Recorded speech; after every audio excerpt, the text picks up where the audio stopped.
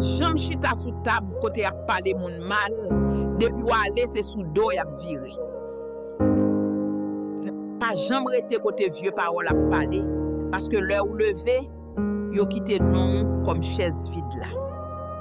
Plus ou a bien capacité pour comprendre pour qui noyer te mette plus bête que moun nan lâche là, ou a méfier ou de haïtien.